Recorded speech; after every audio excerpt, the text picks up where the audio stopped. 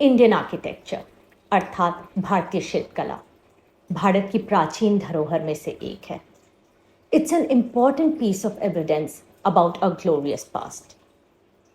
And today we will talk about one of the most mysterious creation of the era bygone, the magnificent temple of Jagannath Puri. Bharat के प्राचीन मंदिरों में से एक इस मंदिर का निर्माण 10वीं शताब्दी में गंगा वंश के राजा अनंत वर्मन ने किया था. पर ऐसी मान्यता है कि इसके अंदर स्थापित मूर्तियां सतयुग के महान राजा इंद्रयुम्न के समय से स्थापित है. कहा जाता है कि राजा Indradyumna found a wood log floating on the shores of Puri, जिससे उन्होंने भगवान विश्वकर्मा को भगवान जगन्नाथ, भगवान बलभद्र और माता सुभद्रा की मूर्तियां बनाने का आवेदन किया. Lord Vishwakarma agreed, but on one condition: to not to be disturbed while he's working on it. Even after months, when the idol wasn't completed, Rani Gundicha, who was the wife of Raja Indrayumna, out of curiosity opened the door to take a peek. And as per agreement, Lord Vishwakarma उसी वक्त विलुप्त हो गए, leaving the incomplete statue behind. ये तो रही mythology की बात. अब करते हैं शिल्पकला पे चर्चा. जगन्नाथ टेम्पल एक अद्भुत शिल्पकला का प्रमाण है. The temple doesn't cast a shadow.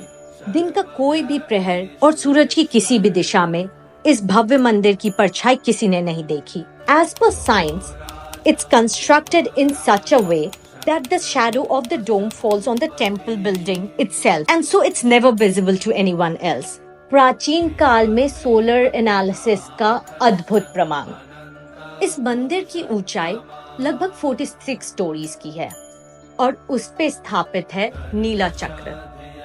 नीला चक्र लगभग 20 फीट ऊंचा है और इसे अष्टधातु से बनाया गया है और इसे किसी भी डायरेक्शन से देखो, it looks the same as if you're watching it from the front direction. The other mystery is the installation of such a grand structure on top of such a tall building, and that too in ancient times. What human or superhuman power was used to carry the Neel Chakra to the top? क्या आप जानते हैं Jagannath temple के ऊपर लगी हुई ध्वजा जिसे रोज बदला जाता है, वो हवा से उल्टी दिशा में लहराती है? Usually it is considered as an act of divine, but as per science it might be possible कि कई बार समुद्र से उठी हवा जो शिखर की तरफ जाती है एक सर्कुलर मोशन या भंवर बनाती है, जिसे एडीज भी कहा जाता है. And these eddies formed at the top can be the reason of occasional reverse flying of the flag, but not always. मंदिर में अगर हम सिंह द्वार की तरफ से एंटर करें, we can hear the sound of the wave at the entrance, but as soon as we enter the temple, it immediately mutes. पुराणों के अनुसार भगवान जगन्नाथ ने मंदिर की सुरक्षा का जिम्मा बजरंगबली को दिया.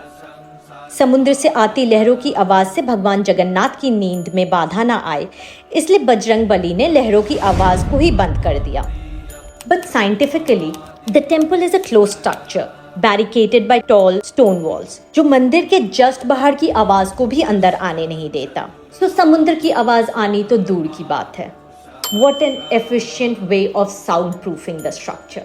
जगन्नाथ मंदिर में महाप्रसाद बनाने का भी बहुत नायाब तरीका है. यहाँ 7 मिट्टी के बर्तन को एक के ऊपर एक स्टैक करके पकाया जाता है. The top pot, जो आग से सबसे दूर है, cooks the first, and the bottom part, जो आग से सबसे नजदीक है, cooks the last. How is that even possible? It might be due to difference in pressure on the top of each pot, as the boiling point of the liquid is directly proportional to the pressure on that liquid. The top vessel with the lowest boiling point cooks first, and the one at the bottom last.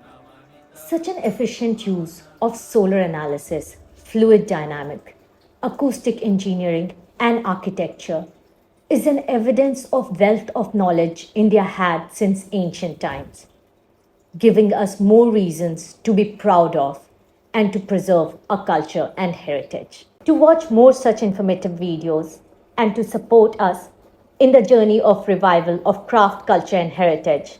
Do like, subscribe, and share our channel below.